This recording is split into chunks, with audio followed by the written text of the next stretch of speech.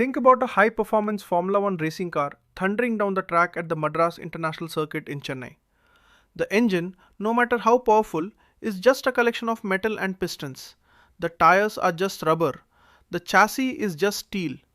The engine provides the raw power, but the car is useless without a driver who can feel the vibration of the road, handle the immense pressure of a 200 mile per hour turn, and remain calm when another car clips their wing.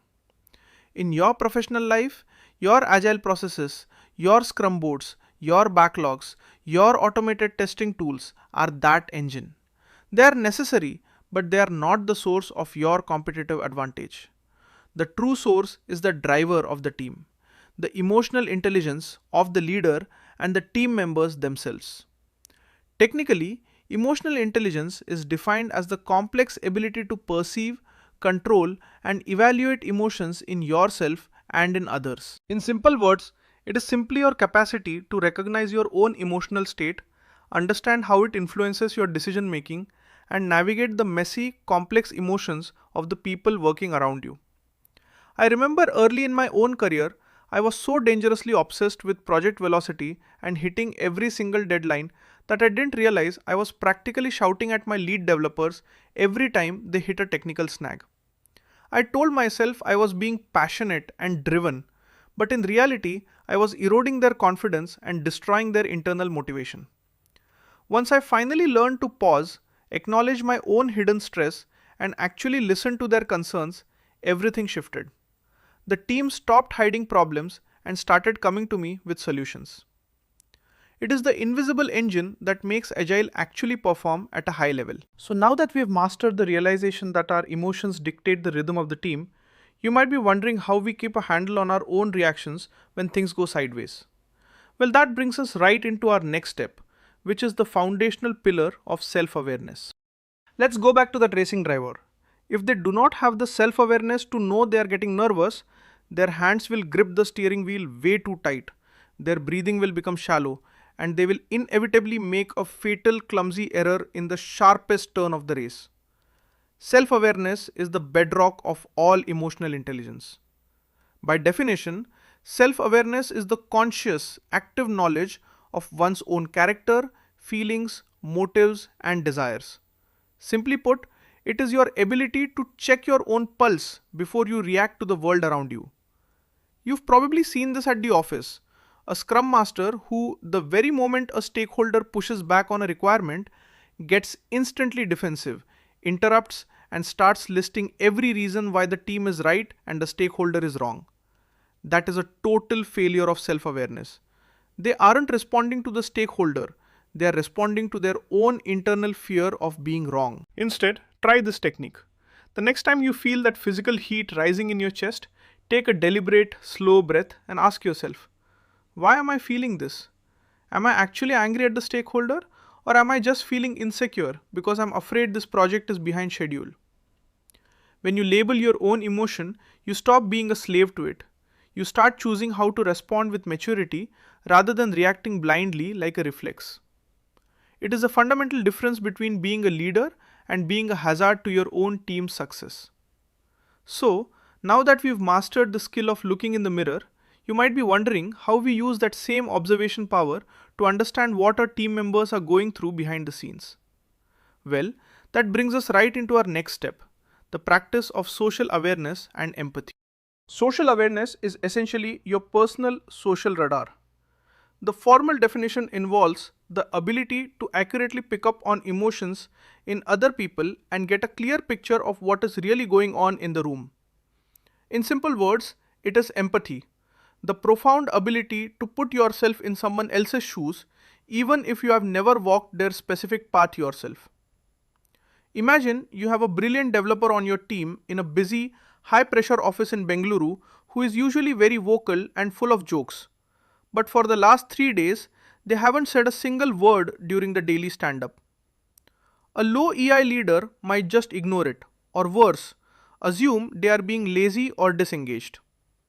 An empathetic Scrum Master walks over to their desk, sits down quietly and says, "Hey, I've noticed you have been unusually quiet lately. I wanted to check in. Is there anything blocking you? Or is there anything I can help with outside of the work itself? You don't have to be their therapist, but you have to be human. When you acknowledge their struggle, you aren't just a manager looking for output. You are a partner looking for their well-being. People simply do not care how much you know about Agile until they know how much you care about them as individuals. So, now that we have mastered the art of reading the room and connecting with others on a human level, you might be wondering how to manage those extremely difficult conversations where emotions are running at an all-time high. Well, that brings us right into our next step, which is the art of self-management. Self-management is not about suppressing your emotions or pretending they don't exist. It is about channeling them effectively so they don't derail your work. Technically, it is the ability to regulate your emotions and adapt your behavior to changing, often volatile circumstances. In simple words, it is the pause button for your behavior. Imagine a high-stakes, stressful project review in a boardroom in Delhi where a major critical feature fails right before the big client demo. The room is thick with tension and fingers are being pointed at every corner. If you, as the Scrum Master, start panicking, showing frustration, or blaming individuals, you've just poured gasoline on a fire. Self-management means you take that chaotic, anxious energy and redirect it. You say, okay, this has happened. Everyone, take a minute. Let's look at the facts, identify the root cause, and figure out the recovery path. By staying composed, you give the rest of the team permission to be composed. You become the thermostat that controls the temperature of the room rather than the thermometer that just reflects the heat. It is a powerful form of leadership that keeps the project moving forward when everyone else wants to jump ship.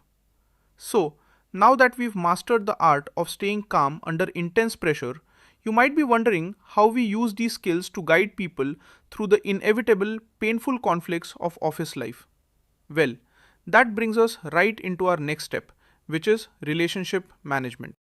Conflicts are not just inevitable, they are a necessary part of growth.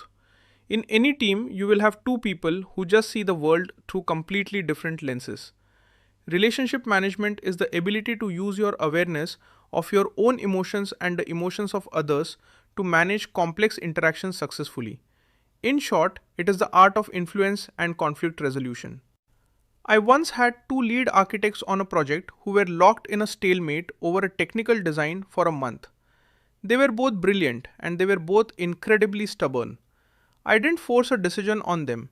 Instead, I facilitated a conversation where I asked each of them to explain the specific technical risk they were trying to avoid, rather than the specific solution they wanted to build. It turned out they both wanted the exact same outcome, a stable, scalable system. They just had different fears about how to get there. By focusing on the shared goal and acknowledging their technical expertise, we reached a compromise in 10 minutes. Relationship management isn't about being nice. It is about being effective enough to turn friction into collaboration.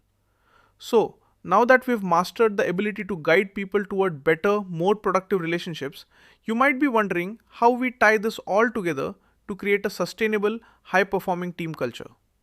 Well, that brings us right into our next step, building psychological safety. Ultimately, all of these EI skills, self-awareness, empathy, management, and relationship building, point toward one single powerful destination, psychological safety. This is a term we hear a lot in business, but it means absolutely nothing without consistent action. It is a shared belief that no one on the team will be punished, ridiculed, or humiliated for speaking up with new ideas, difficult questions, or honest concerns.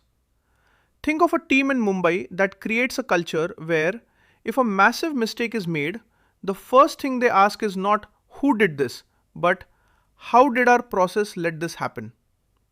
When you have a team that isn't afraid to fail, they innovate 10 times faster. They communicate more openly. They solve problems before they become disasters. As a Scrum Master, you build this culture one conversation at a time by modeling the exact behavior you want to see. You admit when you are wrong, you listen intently when people disagree with you, and you defend your team when things get tough. When you do that, you aren't just managing a project. You are leading human beings who feel safe enough to do the best work of their lives. We have walked through the internal work of awareness and the external work of influence. And I hope you see now that the most technical part of your job is actually the most human part.